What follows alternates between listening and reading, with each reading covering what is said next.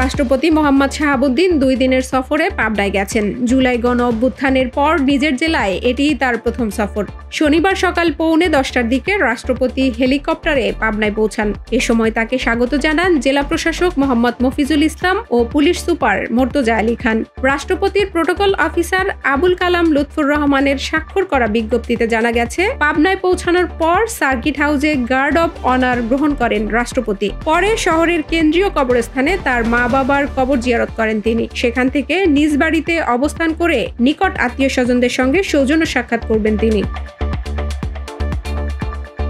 গাজীপুরের টঙ্গীতে তুলার গুদামে লাগা আগুন 1.5 ঘন্টা পর নিয়ন্ত্রণে এসেছে। টঙ্গী ফায়ার সার্ভিস, উত্তরা ও গাজীপুর মডার্ন ফায়ার সার্ভিসের 8টি ইউনিট সেখানে 1.5 ঘন্টা চেষ্টা চালিয়ে দুপুর 1:35 আগুন নিয়ন্ত্রণে আনে।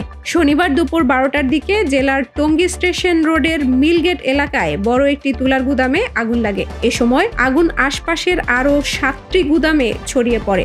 গাজীপুর ফায়ার সার্ভিসের উপপরিচালক মোহাম্মদ মামুন বলেন, খবর পেয়ে টঙ্গী ফায়ার সার্ভিসের 8টি ইউনিট ঘটনাস্থলে গিয়ে আগুন নিয়ন্ত্রণে কাজ শুরু করে। পরে আগুনের ভয়াবহতা বাড়লে উত্তরা ও গাজীপুর মডার্ন ফায়ার সার্ভিসের আরও 4টি ইউনিট সেখানে যোগ দেয়। পরে তাদের প্রচেষ্টায় 1.5 ঘন্টায় আগুন নিয়ন্ত্রণে আসে। এ ঘটনায় আশপাশের 7টি গোডাউন পুড়ে গেছে।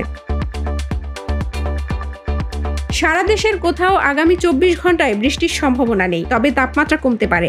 এর মধ্যে রাতে 3 ডিগ্রি সেলসিয়াস পর্যন্ত তাপমাত্রা কমতে পারে বলে জানিয়েছে আবহাওয়া অধিদপ্তর। শনিবার সকাল 9টা থেকে পরবর্তী 24 ঘন্টার পূর্বাভাসে এ তথ্য জানানো হয়েছে। এতে বলা হয়েছে, দক্ষিণ বঙ্গোপসাগরে অবস্থান করছে মৌসুমের স্বাভাবিক লঘুচাপ। এর বর্ধিত অংশ উত্তর বঙ্গোপসাগর পর্যন্ত বিস্তৃত রয়েছে। এই অবস্থায় অস্থায়ীভাবে আংশিক মেঘলা আকাশ সহ সারা দেশের আবহাওয়া শুষ্ক থাকতে পারে।